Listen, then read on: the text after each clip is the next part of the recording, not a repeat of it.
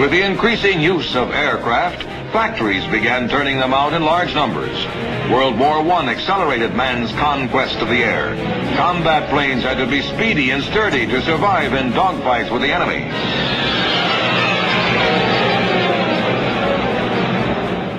When World War I erupted in Europe in July 1914, the entry of the United States into the conflict was inevitable. Congress soon began to appropriate huge sums of money for wartime preparations.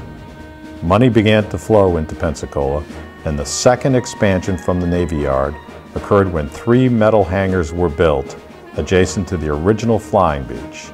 These extended into the town of Warrenton to the west. It soon became clear, however, that even these hangars could not accommodate all of the airplanes arriving at Pensacola. Since only waterfront property was needed to accommodate additional wooden hangars and seaplane ramps, only those Warrenton homes and businesses that bordered the bay west of the station were removed. Still, less than 40 pilots a year were being trained at Pensacola. But that changed dramatically when the United States declared war on Germany on April 6, 1917. Naval Aviation's total complement at the war's beginning was 48 officers, 239 enlisted personnel, 54 training aircraft, and a single naval air station at Pensacola. There was not a single combat aircraft available to the naval aviators to take overseas. Almost immediately, in response to a request by the French government for the deployment of U.S. naval forces to France, Pensacola was ordered by the Navy Department to form an aviation detachment for duties overseas. Therefore, the 1st Aeronautic Detachment, under the command of Lieutenant Kenneth Whiting and comprised of 7 officers and 122 enlisted men from Pensacola, departed for France aboard 2 Navy colliers. The first collier arrived in France on June 5, 1917, and it was the first U.S. military unit to land in Europe for service ashore. Eventually, the U.S. Navy established 15 naval air stations along the coast of France, Ireland, and Italy, from which naval aviators flew anti-submarine patrols to protect troops and supply ships. Naval aviators flew a variety of seaplanes in Europe, such as the FBA flying boat, the Curtiss HS-2L with its single Lewis gun mounted in front, the Machi M5, an extremely fast single-seat flying boat fighter that was armed with 2 Vickers guns, and the Machi M8, a 2-seat flying boat capable of carrying 4 24-pound bombs and 1 machine gun.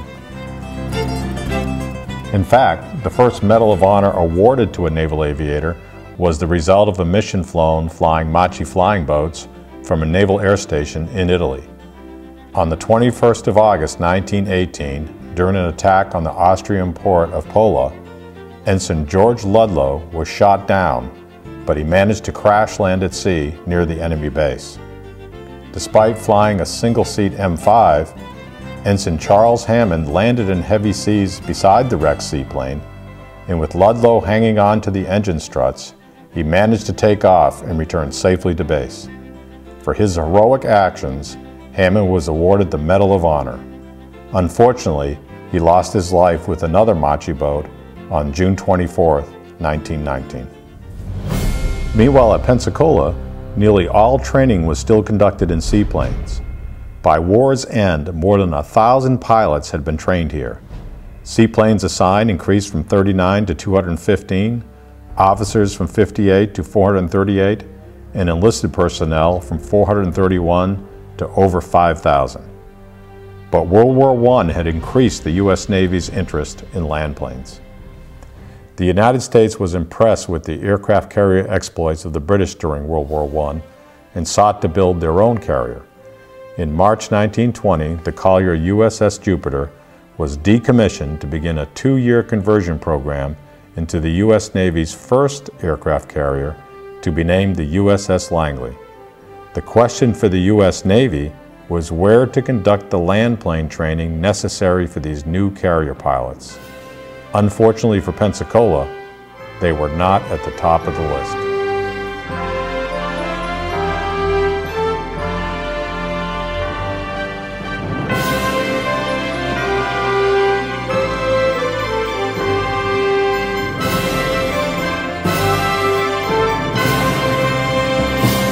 In 1920, there were no landing fields in Pensacola, as all of the U.S. Navy's aviation activities were focused on seaplanes and lighter-than-air operations.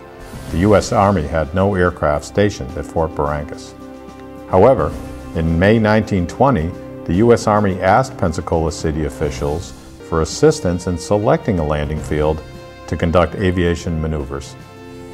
This matter was brought to the attention of the Kiwanis Club, who recognized that the construction of a landing field would not only accommodate the Army aviators, but also open the doors to commercial aviation operations, perhaps including the possibility of an airmail route to the city. Local resident and former Army aviator Harry W. Thompson made arrangements to lease a small field north of the city. On June 25, 1920, this field was formally dedicated as Kiwanis Field. A C-7 dirigible from the Naval Air Station floated over the heads of the celebrants who took a special train from Pensacola. Meanwhile, at the Naval Air Station, the old balloon field was extended and improved in preparation for use as an airplane landing field. The U.S. Navy had announced that land planes would be transferred to Pensacola to begin land plane training in preparation for the commissioning of the USS Langley. Welcome to Chevalier Field aboard NAS Pensacola. This was the site of the original balloon field that was the first expansion beyond the north wall of the Pensacola shipyard. It soon turned into a land plane training base and was known as Station Field. In 1934, it was renamed Chevalier Field. Originally known as Station Field, the landing field at the air station was later renamed Chevalier Field in honor of Naval Aviator No. 7, Godfrey Chevalier. Chevalier was one of the original flight students at Pensacola in 1914, had gone on to command a naval air station in France during World War I, and actually made the first landing aboard the USS Langley. He died from injuries in an airplane crash in 1922.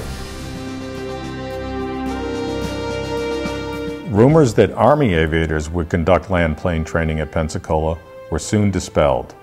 The land planes, including JN-4s and DH-4s, arrived in July 1922, and the first formal course of instruction in land planes began in Pensacola. The U.S. Navy, however, soon recognized that Station Field was too small to handle the expected large training demand for land plane pilots. Plans were being made to transfer land plane training to Naval Air Station North Island at San Diego, California. With perfect hindsight, we know now that if all land plane training had transferred to North Island, the resulting decline in the importance of seaplanes to the U.S. Navy would have resulted in the eventual abandonment of all flight training at Pensacola. Blessed by visionary civic leaders and privately counseled by close friends in the U.S. Navy, including Admiral Moffett and Captain Mustin, Pensacola city officials reacted immediately to preserve the naval aviation presence in Pensacola. Welcome to Pensacola's first landing field. Originally known as Kiwanis Field, this land was leased in 1922 and given to the U.S. Navy to conduct land plane training. The U.S. Navy called this field Corey Field, and after it moved 5 years later to the present location of Corey Field, this was known as Old Corey Field. Right behind me is the old Brown Barge Middle School. To the right is Uncle Bob's Storage, and I'm at Fairfield Drive, almost at the intersection of Davis Highway. City officials secured new leases on the old Kiwanis Field and offered it free of charge to the U.S. Navy. The U.S. Navy accepted, and land plane training was retained in Pensacola.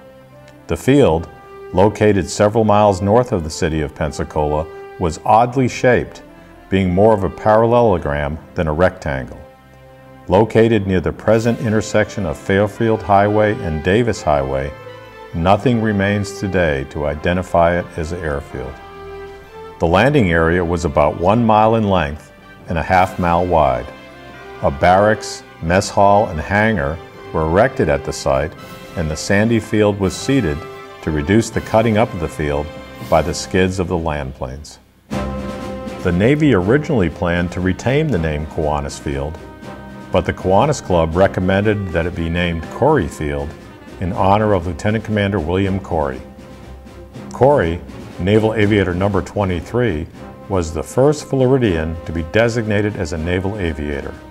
He died following an airplane crash in which he tried to pull a fellow pilot free of the flaming wreckage, an act for which he was later awarded the Medal of Honor. On December 7, 1922, Corey Field was officially designated, with the governor of Florida serving as a guest speaker and airplanes dropping flowers as a token of the Navy's appreciation. But the leases acquired by the city for Corey Field were for only 5 years and would expire on July 1, 1927. As this date approached, the Navy noted that it had outgrown Corey Field and that a site closer to the air station was preferable. A new site was selected 3 miles north of Pensacola Naval Air Station. The city of Pensacola purchased this land, which it then offered free of charge to the U.S. Navy. Welcome to Corey Field. This is the second air facility to hold that name. The original facility was north of the city of Pensacola. This is the second and permanent facility that's located just north of the Naval Air Station. On July 9, 1927, the new field was dedicated. The name Corey Field was retained, with the original field now known as Old Corey Field.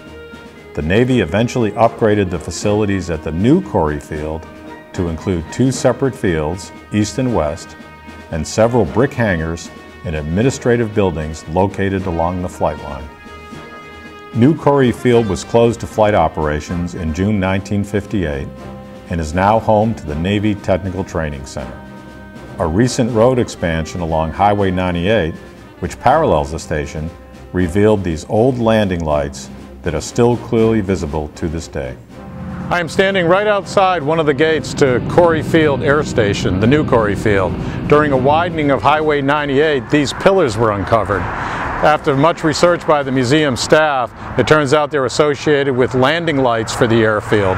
During night operations or during inclement weather operations, it would guide the pilots into Corey Station.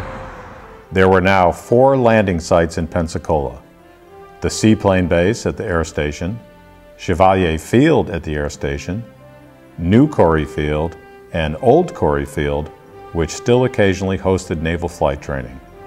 No one could foresee the airfield construction that would occur due to the United States entry into World War II.